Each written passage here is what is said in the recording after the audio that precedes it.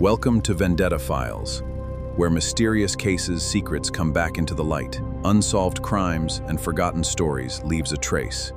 It was a bleak, frost-bitten morning in the latter half of December 1894. A thick yellow fog, the kind that only a London winter can brew, pressed against the windows of 221B Baker Street, reducing the world outside to a series of ghostly shapes and muffled echoes. Inside, the hearth glowed with a cheerful defiance, though the atmosphere within our sitting room was anything but festive. Sherlock Holmes, clad in his mouse-colored dressing gown, had spent the better part of the morning hunched over a retort in the corner he reserved for his chemical experiments. The air was pungent with the acrid scent of some volatile acid. For 3 days, the great detective had been in the throes of a black melancholy, a state usually brought on by a lack of intellectual stimulation. The London criminal classes had seemingly gone into hibernation for the holidays, much to my friend's chagrin. "You have been to the Serpentine this morning, I see, Watson," Holmes remarked suddenly without looking up from his bubbling test tube. I looked down at my trousers and boots, which I had carefully brushed upon my return. "How on earth could you know that? I told no one of my route, and I flatter myself that I left no trail of mud upon the rug." Holmes turned, a thin, sardonic smile playing upon his ascetic features. "It is not what you brought in, my dear doctor, but what you left behind. You have a habit of humming when you are invigorated by the cold. The tune you have been subconsciously murdering for the last 10 minutes is the Skater's Waltz. Furthermore, there is a very specific crystalline rime on the left cuff of your overcoat, a peculiar frost formation that only occurs when one stands near a body of still water in this specific humidity. Since you were gone precisely 45 minutes, the Serpentine is the only body of water within your walking radius that fits the bill." I laughed, shaking my head. "It is a small thing, Holmes, but your logic makes it seem inevitable. Life is made up of small things, Watson. But hush. If I am not mistaken, we are about to be presented with something considerably larger." A frantic, rhythmic pounding had begun at the street door below. A moment later, the hurried ascent of heavy boots on the stairs told of a visitor in a state of high agitation. The door burst open, and a man staggered into the room. He was tall and gaunt, dressed in the somber blacks of a clergyman, though his attire was currently in disarray. His collar was undone, and his hat was clutched so tightly in his trembling hands that the brim had begun to deform. His face was a mask of pale terror. "Mr. Holmes," he gasped, clutching the back of a chair for support. "You must come at once. It is a sacrilege, a nightmare. The bells of St. Swithin's in the east. They rang when no hand was upon the ropes." Holmes's eyes ignited with that sudden piercing brightness that signaled his interest was finally piqued. He gestured for the man to sit. "Pray, compose yourself, sir. You are, if I am not mistaken, the Reverend Alistair Finch, the rector of St. Swithin's. I recognize the unique embroidery on your stole, a gift, perhaps, from the local ladies' guild." The man blinked, momentarily stunned. Yes, that is correct. But Mr. Holmes, the embroidery is the least of our concerns. A man is dead. He hangs within the very belfry, and the Star of the North has vanished." Holmes stood abruptly, his boredom vanishing like the morning mist. A death in the belfry and the theft of a historic sapphire. "Now, Reverend, start from the beginning. Every detail, no matter how trivial it may seem to you, is of the utmost importance to me." Reverend Finch took a shuddering breath. "As you know, the week before Christmas is a busy time for our parish.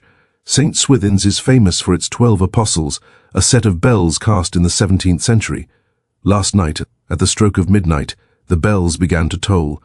Not a joyous peal, mind you, but a discordant, frantic jangle that woke the entire parish. I rushed to the church with the sexton, thinking vandals had broken in. The doors were locked from the inside. When we finally forced our way into the tower, we found—" he choked back a sob. "We found Arthur Croft, our master ringer, suspended from the clapper of the great Peter bell. He was dead, Mr. Holmes, and the vault beneath the altar, where the Star of the North sapphire is kept for the Christmas display, it was empty." Holmes reached for his heavy ulster coat. "The great Peter bell, you say? A bell that weighs several tons, and the doors were locked from the inside. Watson, I believe your medical bag may be required, though perhaps more for the living than the dead. Reverend, lead the way. The game is afoot, and it seems the Christmas bells are ringing a very singular tune this year. As we stepped out into the swirling fog, I felt the familiar thrill of a new investigation. But even then, I could not have predicted the web of ancient grudges and modern greed that lay waiting for us beneath the stone arches of St. Swithin's. The journey to the East End was a sombre affair. The hansom cab rattled over the cobblestones, the rhythmic clopping of the horses' hooves sounding like a ticking clock in the heavy silence. Reverend Finch sat opposite us, his hands still twitching rhythmically upon his knees.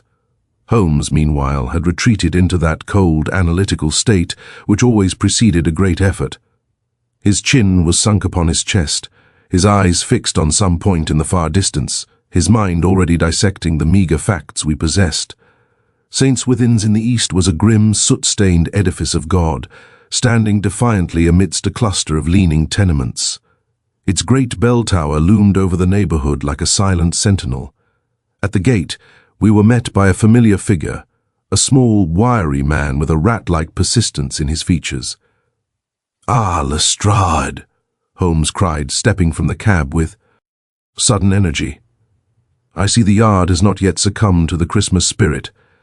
"I might say the same for you, Holmes," Inspector Lestrade replied with a wry grin, "though I'm glad you're here. This is a queer one, even by your standards. A locked room mystery with a dead ringer and a missing jewel the size of a pigeon's egg." Lestrade led us through the darkened nave, where the smell of stale incense mingled with the damp chill of the stone.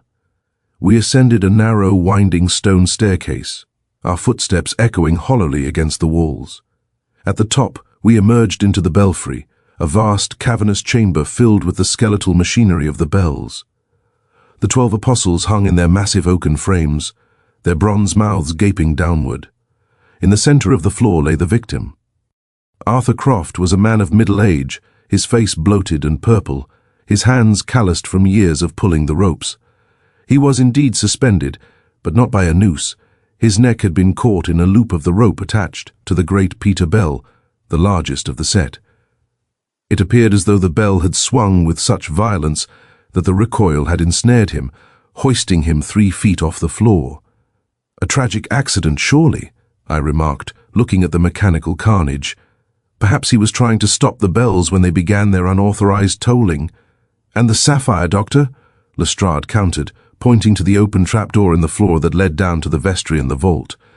"The Star of the North was kept in a reinforced casket. The casket is there, but the stone is gone. It looks like a robbery gone wrong."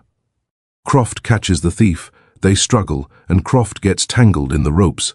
Holmes was already on his knees, his magnifying glass out, crawling across the dusty floorboards with the agility of a grasshopper. "A struggle, you say? Show me the signs of it, Lestrade. The dust here is remarkably uniform, save for our own tracks and those of the Reverend and the sexton. There are no scuff marks, no blood spatter, not even a disturbed cobweb in the corner where the struggle supposedly began." He rose and approached the great Peter bell. He examined the rope with intense interest, sniffing the hemp and then peering at the heavy iron clapper. "Tell me, Reverend," Holmes said, his voice echoing in the chamber. "Who else possesses a key to this tower?" "Only myself, the sexton, and poor Croft," Finch replied. "And I assure you, the door at the base of the stairs was bolted from the inside when we arrived. We had to use a crowbar to gain entry." "And the windows?" Holmes asked, gesturing to the high, louvered openings designed to let the sound of the bells carry. 60 feet above the street, Mr. Holmes," Lestrade interrupted. "Unless the thief was a bird, there is no way in or out through those slats." Holmes ignored him, focus fixed on the floor near the bell frame. He picked up a tiny, shimmering object with his tweezers. It was a fragment of something translucent, no larger than a grain of salt. He placed it in a small glass envelope. Next, he examined the wood of the bell frame itself, noting a series of faint, vertical scratches that seemed entirely fresh. "Observe, Watson," Holmes whispered, beckoning me over. "The rope is frayed, but look at the direction of the fibers. They are pulled upward, not downward. And look at this grease on the pulley. It is fresh, yet the sexton tells me the bells were last lubricated 2 months ago." "What does it mean, Holmes?" I asked, feeling the familiar sense of being just on the verge of a revelation that remained stubbornly out of reach. "It means, my dear Watson, that we are dealing with a villain of extraordinary ingenuity, someone who understands the physics of sound and the mechanics of these ancient instruments better than the men who ring them. The bells did not ring by chance, and Croft did not die by accident." He turned to Lestrade. "Tell me, Inspector, was there anything found? In the victim's pockets?" "A pipe, a pouch of shag tobacco, a box of matches, and this," Lestrade said, handing over a crumpled piece of paper. Holmes smoothed it out. It was a musical score, but scrawled across the staves in a shaky hand were the words, "The third bell must be silenced before the midnight peal, or the star will fall." "A warning," I suggested. "Or a command," Holmes murmured, his eyes narrowing. "A command that Arthur Croft failed to follow and paid for with his life." We descended the spiral stairs, the air growing marginally warmer as we left the draughty belfry for the body of the church. Holmes's movements were brisk, his mind clearly racing through the permutations of the locked-room puzzle. Below, in the vestry, the atmosphere was one of hushed mourning and flickering candlelight. 2 men waited there. One was a burly, red-faced individual with hands stained by oil and earth, Silas Grime, the sexton. The other was a younger man, slight of build, with long, sensitive fingers and a nervous habit of adjusting his spectacles. This was Julian Vane, the church organist and choirmaster. "Mr. Grime," Holmes began, fixing the sexton with a piercing stare, "you were the first to arrive with Reverend Finch?" "I was, sir," Grime replied, his voice a low rumble. "I live in the cottage at the edge of the graveyard. When the bells started that devil's din at midnight, I ran as fast as my legs would carry me. The rector was already at the west door, fumbling with his keys." "And the door was bolted?" "Double bolted from the inside, Mr. Holmes," the sexton insisted. "I had to put my shoulder to the side door and then use a bar. There's no other way in, save for the windows, and they haven't been opened since the Jubilee." Holmes turned his attention to the organist. "And you, Mr. Vane? I understand you were practicing late last night." Vane flinched, his eyes darting toward the empty sapphire casket on the table. I was in the organ loft until nearly 11. I am composing a new cantata for the Christmas Eve service. But I heard nothing unusual then. The church was as silent as a tomb when I locked the west door and left." "You locked the west door? Then you possess a key?" "I do, but I did not bolt it. I have no reason to use the internal bolts." Holmes wandered over to the empty display casket. It was a heavy thing of iron and glass, the lid now standing agape. "A beautiful piece of craftsmanship," he murmured. "Tell me, Reverend, who held the combination to this lock?"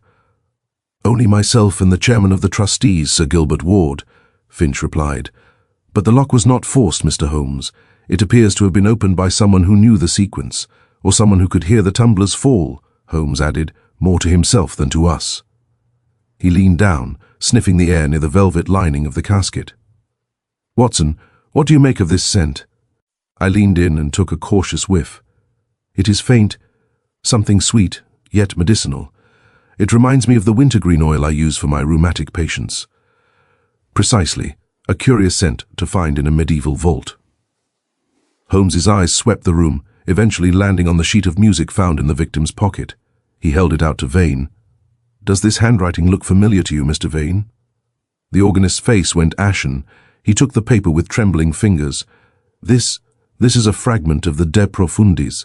The notation is mine, but the words, the warning about the third bell, I did not write those. I've never seen them before." "And yet," Holmes remarked dryly, "it was found on the person of a man who was killed by the very bells you command from your loft. A man who, according to the sexton, was a simple soul with no knowledge of musical theory." "Are you accusing me, sir?" Vane cried, his voice rising in pitch. "I was at my lodgings by midnight. My landlady can vouch for me."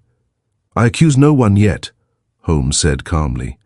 "I merely observe that the star of the north has vanished. A man is dead, and the only person with the technical knowledge to manipulate the bell timing appears to be a musician." Lestrade, who had been listening with growing impatience, stepped forward. "It's clear enough to me, Holmes. Vane here has the keys and the knowledge. He steals the sapphire, Croft catches him, and in the struggle, Vane uses his knowledge of the bells to create a distraction or a trap. He bolts the door to make it look like an inside job by a ghost, then slips out a window we haven't found yet. A theory which, like a poorly cast bell, rings hollow at the first strike. Holmes snapped. If Vane were the thief, why would he leave a trail of his own musical scores? And how does a man of his slight stature hoist a heavy seaman like Croft into the rigging of the Great Peter? Holmes walked back to the center of the nave, looking up at the vaulted ceiling. His eyes were narrowed, his nostrils flared. He was like a hound that had caught a scent that we, in our mundane focus on locks and keys, had entirely missed. "There is a discordant note in this symphony, Watson," he whispered. "The third bell must be silenced." "Why the third? The Star of the North is not merely a jewel, it is a symbol, and symbols are often the targets of those who deal in much darker trades than simple robbery." He turned back to the rector. "Reverend Finch, I shall require a list of everyone who has visited the belfry in the last month. Technicians, historians, or even curious tourists. In the meantime, Watson and I shall take a stroll through the churchyard. I find that the dead are often more communicative than the living in matters of sacrilege. As we stepped out into the freezing air of the graveyard, I noticed Holmes looking back at the tower. "You noticed the scratches on the bell frame, Watson?" "I did. You said they were fresh." "Fresh and perfectly parallel. They were not made by a struggling man. They were made by a machine. A machine. That was designed to ring those bells without a human hand. The question is, why go to such elaborate lengths to kill a bell ringer?" The graveyard of St. Swithin's was a dismal patch of earth, where the soot of the East End had turned the marble headstones into jagged, blackened teeth. The fog clung to the ground in thick, swirling skirts, making every iron railing look like a grasping hand. Holmes, however, seemed entirely at home in this macabre setting. He paced the perimeter of the sexton's cottage, a small stone hovel leaning against the church wall, with his eyes fixed firmly on the churned-up mud. "You are looking for the thief's exit, Holmes?" I asked, pulling my collar tight against the biting wind. "I am looking for the truth, Watson, which is often a far more elusive quarry," he replied. He stopped near a small wooden shed used for the storage of grave-digging tools. "Tell me, did you notice the sexton's hands? They were stained, as one might expect from a man of his profession." "Stained, yes, but not merely with soil. There was a dark, oily residue beneath his fingernails, the same consistency as the fresh grease I observed on the belfry pulleys. And yet, he claimed the bells had not been serviced in months." Before I could respond, the sound of heavy footsteps announced the arrival of Lestrade. The inspector looked jubilant, his face flushed with the exertion of a recent discovery. "I think we can wrap this up, Holmes," he called out, waving a small leather-bound ledger. "I've been doing some digging into our friend Silas Grime. It turns out the simple sexton has a colourful history. He served 3 years in Newgate for aggravated assault under the name Black Jack Pearson. He's a man of immense strength, quite capable of hoisting a body into a bell frame." Holmes didn't look up from the shed door. A past record is a shadow, Lestrade. It follows a man, but it does not always dictate his current path. "What else have you found?" "Something much more substantial than shadows," Lestrade said, beckoning us toward the shed. He kicked the door open. Inside, amidst the shovels and coils of heavy rope, sat a small workbench. Tucked behind a bag of lime was a velvet-lined box. It was empty, but the indentation in the fabric was unmistakably the shape of a large pear-cut gemstone. "The sapphire's case," I exclaimed. Lestrade nodded triumphantly. "Found it not 5 minutes ago. And look here." He pointed to a set of heavy iron lockpicks hanging on a peg. The lock on the vestry vault was sophisticated, but a man with these tools and a bit of Newgate education wouldn't find it a challenge. We also found a letter in his coat pocket, a demand for payment from a local bookmaker. Grime was deep in debt. He needed that sapphire, and Croft must have caught him in the act of hiding it here. It was a damning picture. The motive, the means, and the physical evidence all converged upon the surly sexton. Even the locked room seemed solved. If Grime were the one to force the door open with his crowbar, he could easily have pre-bolted it himself or manipulated the mechanism to appear locked to the panicked rector. "It is almost too convenient, is it not?" Holmes remarked. He had approached the workbench and was examining the lockpicks with his glass. "Convenient? It's a gift, Holmes." Lestrade laughed. We have the thief, the motive, and the container for the loot. I've already sent 2 men to apprehend Grime. He's currently in the rectory kitchen, probably plotting his next lie. Holmes straightened up, his expression uncharacteristically grim.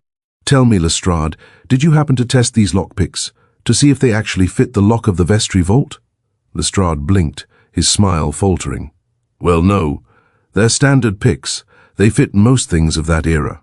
On the contrary, Holmes snapped, his voice crackling with sudden energy. The vestry vault uses a triple tumbler Brahma lock, a marvel of mid-century. Security. These picks are crude, designed for common padlocks and garden gates. They could no more open that vault than a toothpick could pry open the gates of the tower. He turned the velvet box over in his hand. And this box? It smells of wintergreen oil, just like the vault. But look at the dust on the workbench where it was found. The ring of dust is undisturbed, yet there is a fine layer of sawdust on top of the box. It was placed here recently, very recently, and by someone who wanted it to be found. But what about the grease on his hands? I asked, confused. A clever touch by the true architect of this crime, Holmes murmured. Grime is a brute, Watson, but he is a brute being used as a pawn. Someone is playing a very complex game of chess, and they have just sacrificed their knight to distract us from the king. Holmes's gaze drifted back toward the bell tower, which stood like a silent monolith in the fog. The sexton is a red herring, Lestrade, a loud, clattering distraction. The real mystery lies not in who could have stolen the sapphire, but in why they chose to make the bells sing the De Profundis while they did it. Suddenly a high-pitched metallic shriek echoed from the tower, a sound like grinding iron. Holmes stiffened, his head snapping toward the noise. "The third bell," he whispered, his eyes widening with a realization that clearly chilled him. "The warning in Croft's pocket. Watson, we have been looking at the crime as a theft followed by a murder. We must invert our logic. It was a murder, for which the theft was merely the curtain raiser." The metallic shriek that had echoed from the heights of St. Swithin's seemed to hang in the freezing air long after the sound itself had died away. It was a harrowing, dissonant cry of protesting iron, a sound that spoke of machinery pushed beyond its design. While Lestrade's men were occupied with the struggling Silas Grime near the rectory, Holmes was already halfway across the graveyard, his coattails snapping behind him like the wings of a giant crow. "Holmes, wait!" I cried, stumbling over a frost-slicked headstone. "The sexton is in custody. Surely the danger has passed." "On the contrary, Watson," Holmes shouted back over his shoulder, "the danger is only now reaching its crescendo." That sound was not the death throe of a man, but the failure of a masterpiece. "To the tower, quickly!" We ascended the spiral stairs once more. My lungs burned in the icy draught, and my heart hammered against my ribs, both from exertion and a growing sense of dread. When we reached the belfry, the air was thick with the smell of scorched metal and that same cloying medicinal scent of wintergreen. The great Peter bell, which had served as the grim gallows for Arthur Croft, hung silent. But the third bell, the Apostle James, was vibrating visibly. A low, humming thrum resonated through the floorboards, a frequency so deep it seemed to rattle my very teeth. Holmes did not approach the body of the deceased, which had since been lowered by the police. Instead, he sprang toward the Apostle James. He produced a small, silver-handled screwdriver from his pocket and began to probe the wooden beam from which the bell was suspended. "Look here, Watson," he whispered, his voice tense with excitement. "Do you see the discoloration in the wood, just above the iron bolt?" I leaned in, squinting in the dim light of my lantern. The wood appeared slightly charred, as if a hot wire had been pressed against it. A short circuit? But there is no electricity in this tower. Not electricity, Watson. Friction. Intense, sustained friction. Holmes reached into the dark hollow of the bell's crown and withdrew a small, heavy object. It was a brass cylinder, no larger than a spool of thread, fitted with a series of tiny, adjustable vanes. It was covered in a thick, translucent grease that smelled powerfully of wintergreen. "What is it?" I asked. "A centrifugal governor," Holmes murmured, turning. Over in his hand, a highly sophisticated one, designed to regulate the speed of a clockwork motor. But look at the wear on the gears.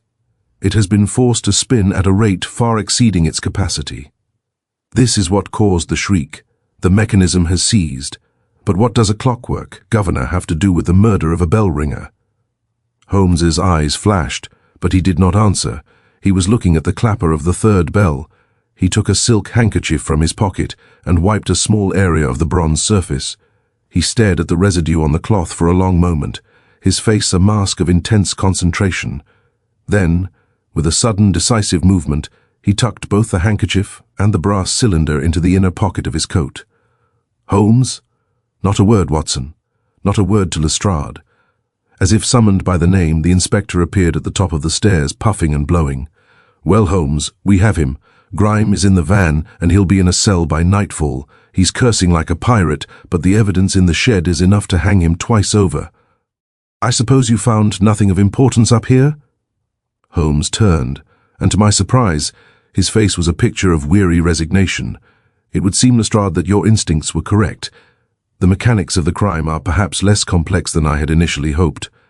The sexton had the strength and the access. The theft of the sapphire provided the motive." Lestrade beamed, puffing out his chest. "I thought you'd see it my way. It's a sad business, but a straightforward one.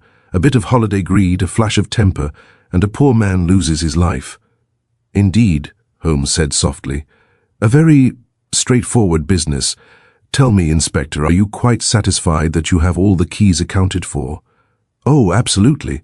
We've even recovered the spare set from the sexton's cottage." "Excellent. Then Watson and I shall return to Baker Street.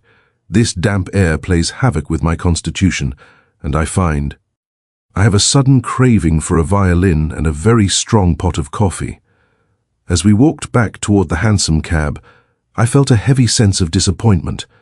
It was unlike Holmes to concede so easily, especially when so many questions remained. Why the music score? Why the warning about the third bell? And what of the brass cylinder he had hidden? "Holmes," I began once we were settled in the cab, "you are keeping something back. That cylinder, it wasn't part of the church's equipment, and the scent of wintergreen, you found it in the vault and on the machine. Grime is no horologist. He couldn't have built such a thing." Holmes leaned back in the shadows, his face illuminated only by the intermittent glow of the street lamps we passed. "You are observant, Watson. You see, but you do not observe the implications. The wintergreen oil is not merely a lubricant, it is an organic solvent used to prevent the freezing of precision instruments in sub-zero temperatures. It is also, quite conveniently, an ingredient in certain types of high-velocity percussion caps. Percussion caps, like in a firearm, in a sense. But the inconsistency, Watson, the true glaring inconsistency, is the sapphire. Everyone is looking for a thief who stole a gem, but why would a thief, having already gained access to the vault, go to the trouble of rigging a 5-ton bell to toll at midnight? If you want to steal in silence, you do not start by waking the entire parish. Then why did they do it? They didn't do it to steal the sapphire, Watson, Holmes whispered, his voice cold as the fog outside. They stole the sapphire to hide the fact that they were doing something else entirely. We have been looking at the bell tower as a crime scene. We should have been looking at it as an instrument. He fell into a deep silence, and I knew better than to push further. He had found his secret clue, the discordant note he had mentioned earlier, but as we rattled through the dark streets of London, I couldn't help but feel that we were not heading away from the mystery, but directly into the heart of a much larger, more terrifying design. The return to Baker Street did not bring the respite I had hoped for. While the rest of London prepared for the festive season, our rooms became a chaotic workshop of frantic calculation and obsessive research. Holmes had discarded his dressing gown for a shirt-sleeved intensity that I had learned to dread. He had covered the great mahogany table with topographical maps of the East End, overlays of the city's sewer systems, and architectural blueprints of St. Swithin's in the East. For 3 hours he did not speak. He paced the length of the rug, occasionally stopping to scratch a series of complex mathematical equations onto the sleeve of his shirt when he ran out of paper. Then he would seize his violin and draw out a single, agonizingly high-pitched note, holding it until the very glassware on the sideboard began to chatter. "Holmes, I implore you," I cried, as a crystal decanter gave a sharp ping and developed a hairline fracture. If this is about the sexton, Lestrade has him under lock and key. Surely the matter is concluded. The sexton is a flea on the back of an elephant, Watson, Holmes shouted, his eyes wide and bloodshot. Do you not see it? The wintergreen oil, the centrifugal governor, the Apostle James bell vibrating even when still. It was never about a jewel thief. It was about resonance. He grabbed a compass and slammed it onto a map.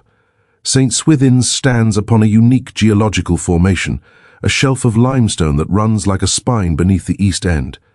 If one were to strike the great Peter Bell while the Apostle James was dampened by a specific mechanical governor, one would not create music.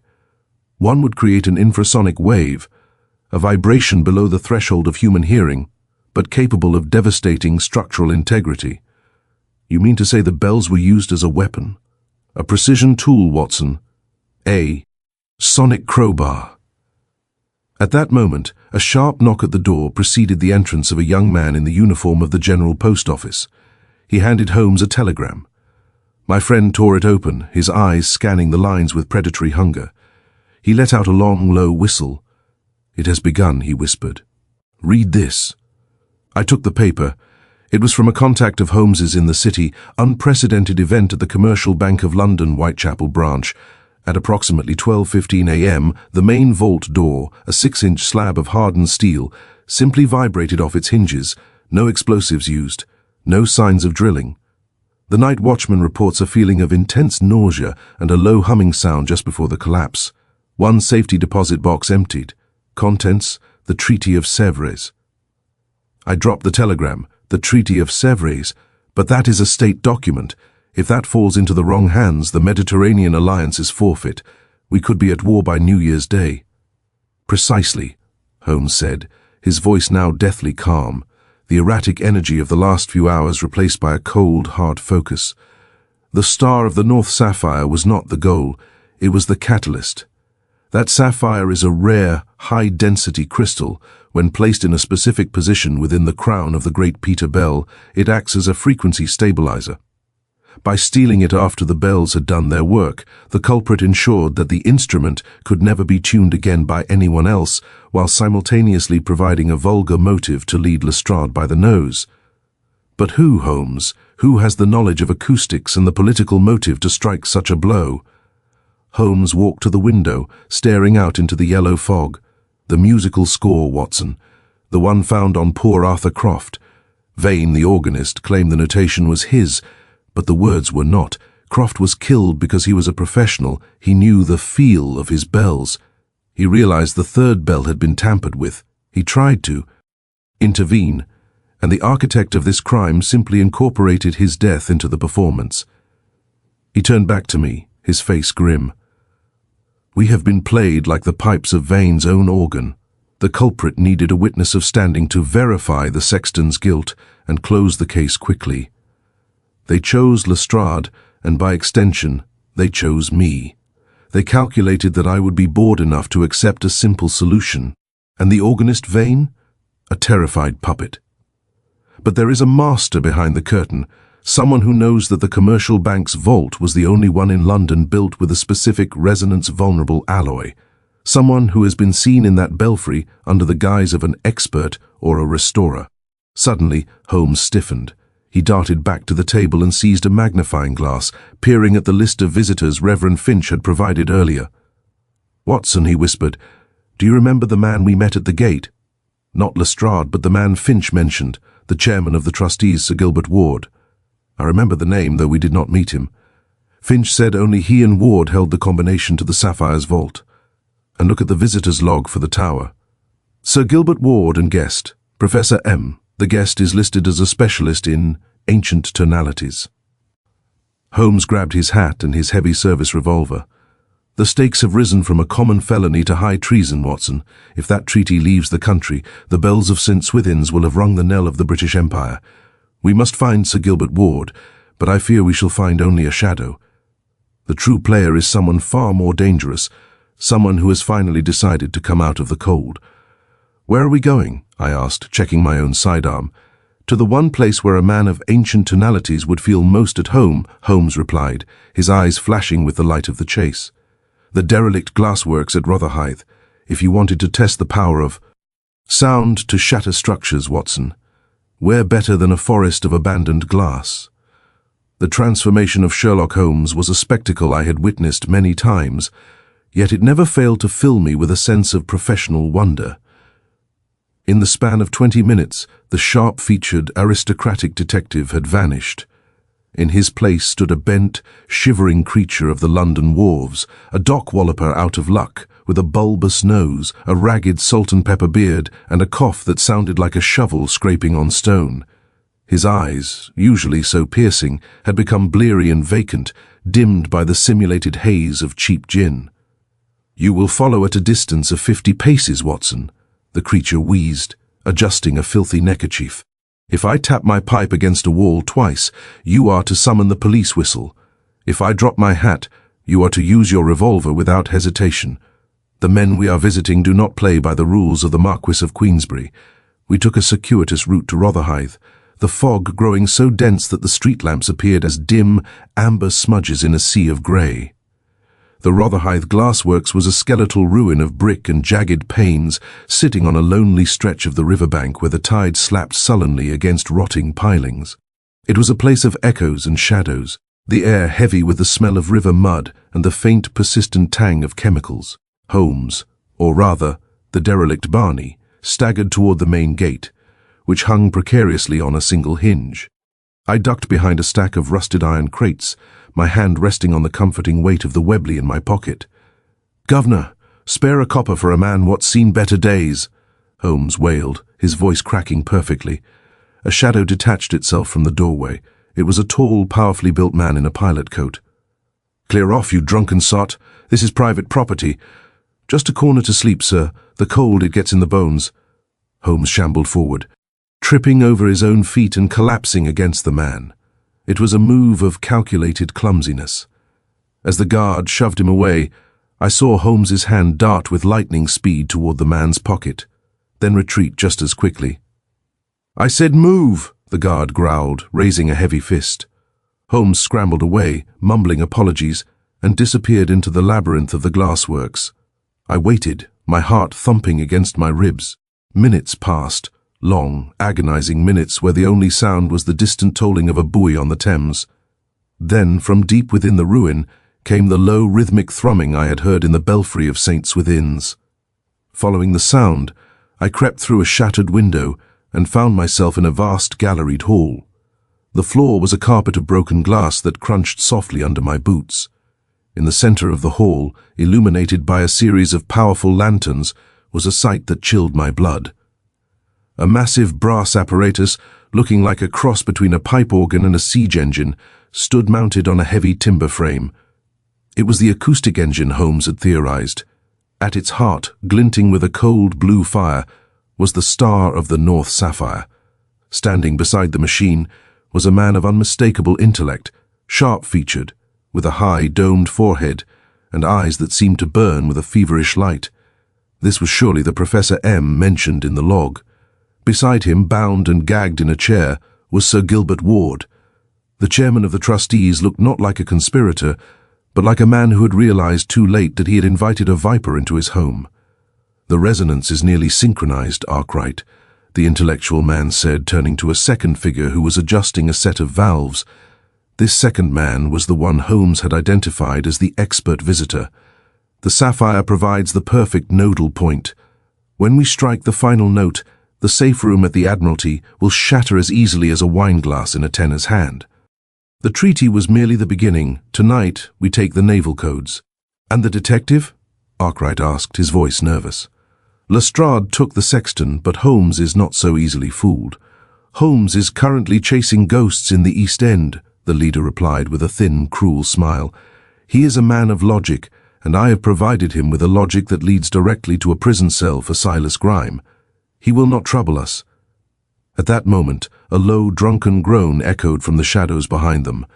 "Here now, what's all this brass then? Worth a few bob at the scrapyard, I wager." Holmes, still in his Barney persona, stumbled into the circle of light, swinging an empty bottle. The two men froze. Arkwright reached for a pistol, but the leader held up a hand. "Wait," he hissed. "It's just a river rat." How did he get past the guard? The guard is currently sleeping off a very sudden case of carotid pressure, Holmes said, his voice dropping the wheeze and snapping back to its natural commanding tone. He straightened his back, the Barney persona falling away like a discarded cloak. And I'm afraid, Dr. Arkwright, that your logic had a fatal flaw. You forgot that while a bell rings for all to hear, it is the silence between the notes that tells the true story. Holmes produced his own revolver, his eyes locked on the conspirators. Watson, the whistle! I stepped from the shadows, the silver whistle at my lips. But before I could blow, the leader's hand flew to a lever on the acoustic engine. If you fire, Mr. Holmes, I shall release the full harmonic load of this machine, he screamed, his face contorted with madness. The vibrations will bring this entire glassworks down upon our heads. We shall all be buried in a tomb of crystal. The air began to hum, a sound so deep it felt like it was tearing at the very fabric of my lungs. The shards of glass on the floor began to dance. The air in the glassworks had become a physical weight, pressing against my eardrums and making the very marrow of my bones ache with a low-frequency thrum. It was the sound of structural dissolution.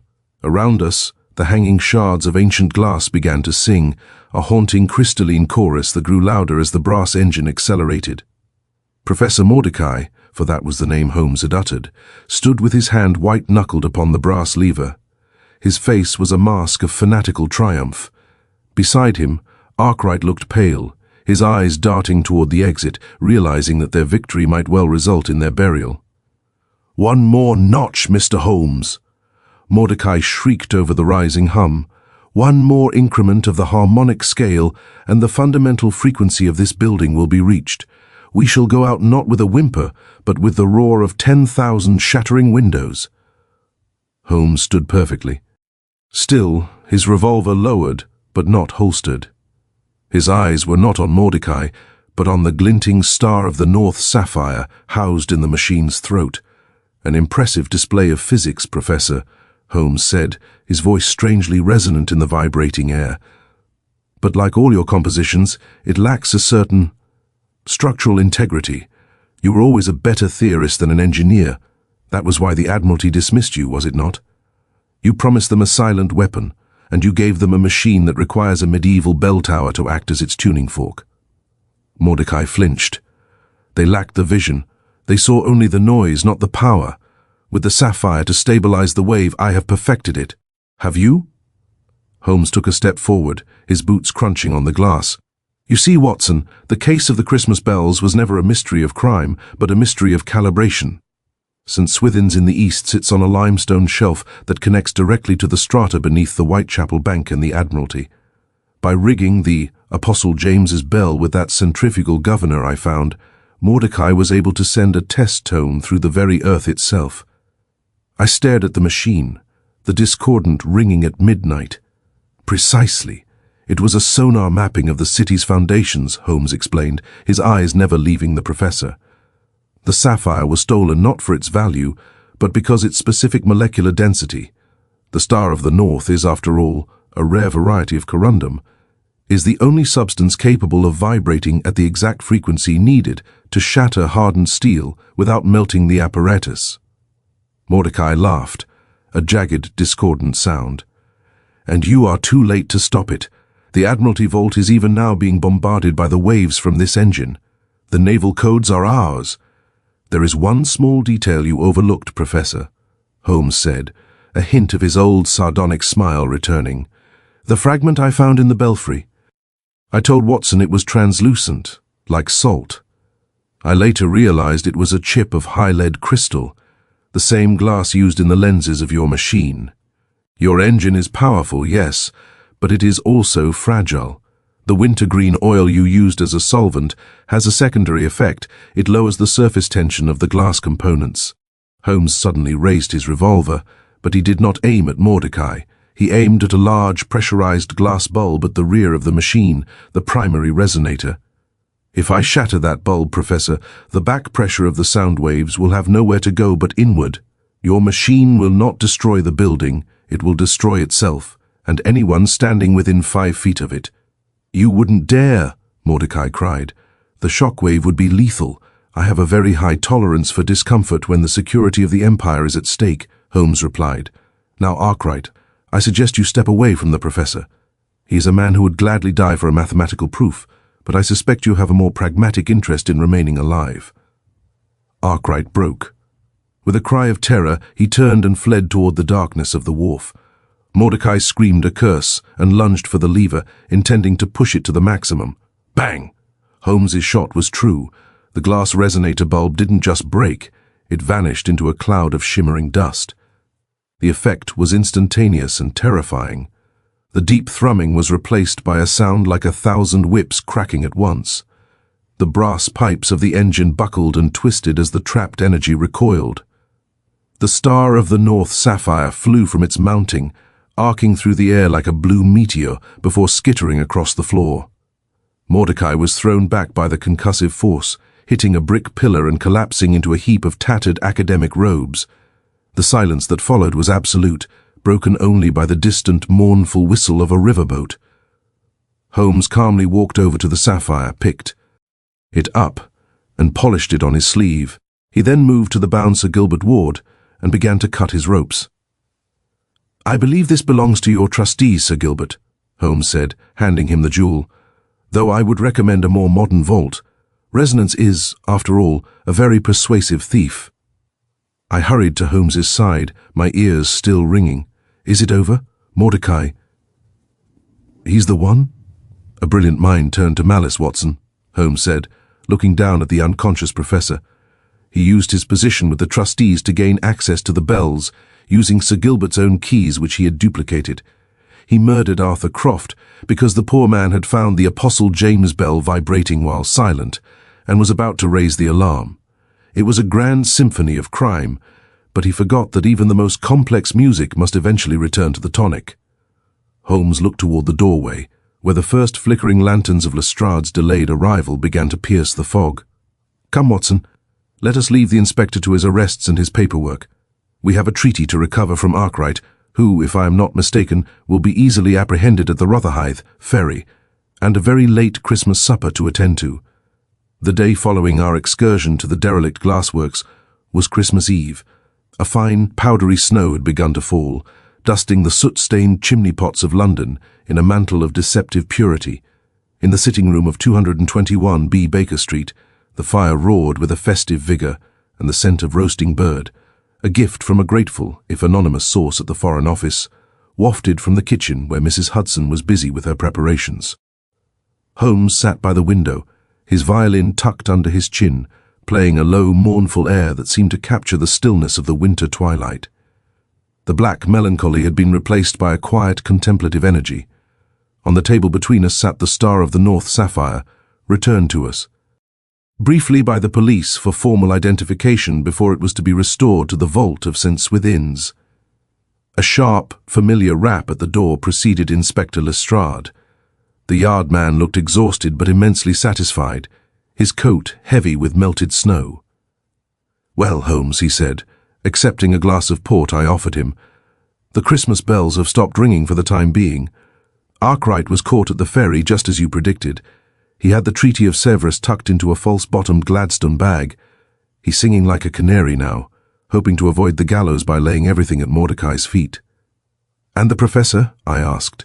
Lestrade's expression darkened. "A sad case, that. The doctors at the infirmary say his mind is as shattered as that glass bulb Holmes shot. He keeps muttering about the fundamental frequency of the soul and complaining that the world is out of tune. He'll likely spend the rest of his days in Bedlam. A tragic waste of a formidable intellect," Holmes remarked, drawing a long, resonant note from his strings. "He was a man who saw the world not as a collection of people, but as a series of vibrations. To him, the murder of Arthur Croft was not a crime, but the removal of a dampening factor that interfered with his masterpiece." "But how did you truly know, Holmes?" Lestrade asked, leaning forward. "Even with the machine, how could you be sure it was Mordecai?" Holmes laid down his violin and picked up the Star of the North, turning it so the firelight danced within its depths. "It was the wintergreen oil, Lestrade. It was the one element that did not belong in a medieval church or a common thief's kit. Wintergreen is an essential component in the lubrication of high-precision horological instruments, the kind used in deep-sea sounding or, in this case, acoustic engineering. When I found that same scent in the vault, on the sexton's planted tools, and finally on the governor in the belfry, the trail was as clear as a line of ink on white paper. "And the music score?" I prompted. Mordecai's vanity was his undoing, Watson. He couldn't resist leaving a signature on his work. The de profundis notation he used was a specific variation taught only at the conservatory where he and Vane had both studied years ago. He used Vane's own stationery to frame him, knowing the young man's nervous disposition would make him a perfect suspect. He played upon Vane's fear and Grimes' past to create a cacophony of false leads. Holmes stood and walked to the mantelpiece, looking at the correspondence tucked behind the clock. The real genius of the plan, however, was the use of the limestone shelf. By striking the great Peter bell at the exact moment the Apostle James was held in a state of forced resonance by the governor, Mordecai created a standing wave. It was a subterranean hammer, striking the foundations of the Whitechapel Bank and the Admiralty with rhythmic precision. The vault doors didn't break, they simply lost the will to hold together. Lestrade shook his head in wonder. "I suppose I owe you an apology for the sexton, Holmes. I was too quick to follow the obvious. The obvious is often the enemy of the true, Inspector," Holmes said kindly. "But you acted with your usual promptness, and without your men at the wharf, Arkwright might well have slipped through our fingers." As Lestrade took his leave, promising a full report by the new year, I looked at my friend. He was staring back out at the falling snow, his face silhouetted against the glass. "A singular case, Holmes," I said. "One that began with a bell and ended with a sapphire, yet touched the very safety of the realm." "The world is full of such vibrations, Watson," he replied softly. "Most men go through life hearing only the noise. It is the task of the observer to find the music within the discord." He turned away from the window, the blue light of the sapphire catching in his eyes one last time. "But come, the bird is nearly ready, and I believe Mrs. Hudson has found a bottle of Montrachet that has been waiting for a special occasion. Let us put aside the crimes of the year and attend to the duties of the season. After all, Watson, even a detective must eventually come home for Christmas." Christmas morning dawned with a crystalline clarity that seemed to wash the city clean of its lingering shadows. The yellow fog had finally surrendered to a crisp, pale blue sky, and the snow that had fallen throughout the night lay undisturbed upon the window ledges of Baker Street. Inside our rooms, the fire crackled with a comforting rhythm, casting long, dancing shadows against the walls lined with Holmes's myriad reference books and chemical charts. We had finished a late breakfast, a splendid affair of woodcock and toast prepared by the tireless Mrs. Hudson, and Holmes was currently engaged in the delicate task of cleaning his favourite briar pipe. The Star of the North had been returned to St. Swithin's in the east under heavy guard at dawn, its blue fire destined once more to grace the altar for the morning service. "You look remarkably pensive, Watson," Holmes remarked, striking a match and watching the flame with an almost hypnotic intensity. "Are you still troubled by the mechanics of the Professor's engine?" "I am reflecting on the sheer scale of it, Holmes," I replied, setting down the morning edition of the Times. The city went about its business, children slept in their beds, and all the while, the very foundations of the Admiralty were being systematically dismantled by a sound. "It makes one realize how fragile our civilization truly is." Holmes exhaled a long, thin plume of blue smoke. "Fragility is a matter of perspective, my dear doctor. A bridge is a marvel of strength until it meets its specific resonant frequency. A government is a bastion of order until a single document, a few sheets of vellum, is removed from its place. The universe is not a solid mass, Watson, it is a composition. It is a series of interconnected rhythms, some so slow they take centuries to resolve, others so fast they shatter glass. And yet, I said, to the average Londoner, it was merely a case of a stolen jewel and a tragic accident in a belfry, which is exactly as it should be," Holmes said, a rare touch of warmth in his voice. "The public requires the illusion of the simple crime to sleep soundly. They prefer the thief with the crowbar to the philosopher with the tuning fork. Had Mordecai succeeded, the history books would have spoken of a sudden diplomatic collapse, a mysterious failure of treaties, never realizing that the catalyst was a bell ringer's death and a blue sapphire. He rose and walked to the window, looking out at the crowds beginning to make their way to church. "I am often accused of being a mere machine, Watson, a calculating engine without a soul. But even I can appreciate the elegance of the truth. When we find the tonic note of a mystery, the discordance vanishes and for a brief moment, the world makes sense. But your role in it, Holmes. The Admiralty is silent, as is their way, but Sir Gilbert Ward has already written to the Prime Minister. Your name will be mentioned in the highest circles." Holmes gave a dismissive wave of his hand. "My reward is the resolution itself, the hunt, the deduction, and the final satisfying click when the tumblers of a problem fall into place. Besides," he added, his eyes twinkling with a sudden mischievous light, "I have already received a much more interesting token of appreciation." He reached into his pocket and produced a small battered brass whistle. "A whistle, Holmes?" "A Galton's whistle, Watson, modified to produce frequencies that only certain species of guard dogs can hear. A gift from a friend at the Yard who knows my interest in the more esoteric branches of acoustics. I believe it will be infinitely more useful than a knighthood or a formal commendation." The sound of the front door opening and the familiar light tread of a messenger on the stairs cut our conversation short. A moment later, a telegram was delivered into Holmes's hands.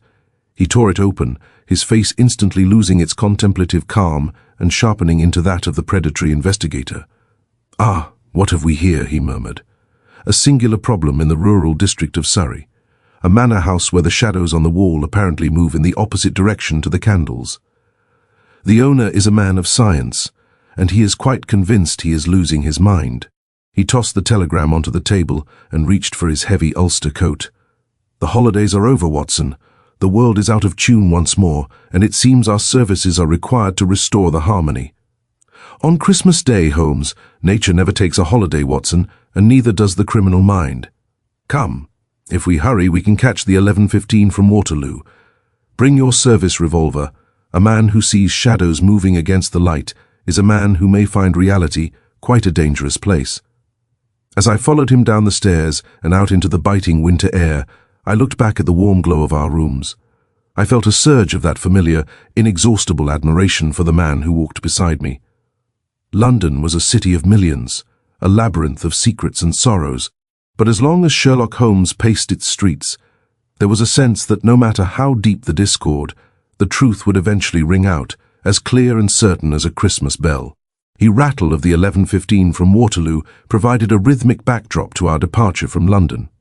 As the soot-grimed outskirts of the city gave way to the frost-dusted fields of the Surrey countryside, Holmes remained uncharacteristically silent. He sat huddled in his corner of the first-class carriage, his eyes fixed upon a small black-bound ledger he had retrieved from the ruins of the Rotherhithe glassworks, a document he had not yet shared with either. "Lestrade or myself?" "You are remarkably quiet for a man who has just saved the British Mediterranean fleet, Holmes," I remarked, closing the window to keep out the biting draught. Holmes looked up, his gaze distant. "I am pondering the nature of the vacuum, Watson. Not the physical one, but the power vacuum left behind by the fall of Mordecai. Look at this." He slid the ledger across the seat toward me. The pages were filled with dense, tiny script, mathematical formulae interspersed with what appeared to be architectural sketches. But as I flipped through, I noticed a recurring symbol, a small stylized spiderweb within a circle. Mordecai was not working alone, I whispered, the realization chilling me more than the winter air. "Far from it," Holmes replied, his voice a low thrum that matched the train's vibration. The professor was a master of acoustics, but the intelligence required to know the exact alloy composition of the Admiralty's newest vault, information restricted to the highest levels of the Board of Works, did not come from a laboratory. It came from a network that views the stability of nations as merely another variable to be manipulated. He leaned forward, his face etched with a rare gravity. "While you were preparing for our Christmas supper, Watson, I was decoding the final entries in that ledger.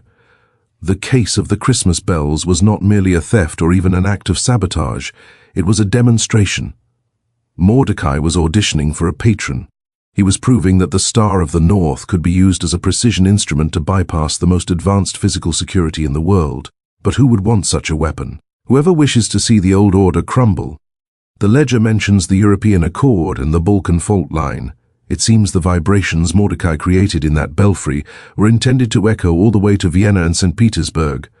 I looked out at the passing landscape, the peacefulness of the snowy woods now, seemingly fragile. And this new case in Surrey, the shadows that move against the light. Do you believe it is connected? In this world, Watson, everything is connected if one follows the threads far enough. The gentleman in Surrey, a Mr. Hatherley, is a prominent figure in the field of experimental optics. If Mordecai was the master of sound, it is only logical that his patrons would seek a master of light. We are not merely moving on to another mystery, we are pursuing the next movement in a very dark symphony. Holmes took back the ledger and tucked it into his breast pocket. The tragedy of men like Mordecai is that they believe their genius exempts them from morality. He saw the Apostle James's bell as a tool and Arthur Croft as an inconvenience. He failed to realize that the fundamental frequency of a society is not held together by steel or stone, but by the common decency of its citizens. When that is violated, the resonance of justice is inevitable. He reached into his bag and produced a small, silver-plated tuning fork. He struck it against the carriage door and held it to his ear, closing his eyes. "Perfect pitch," he murmured, "a rare thing in a world so prone to discord." For the next hour we sat in a silence that was no longer heavy, but rather a shared moment of preparation.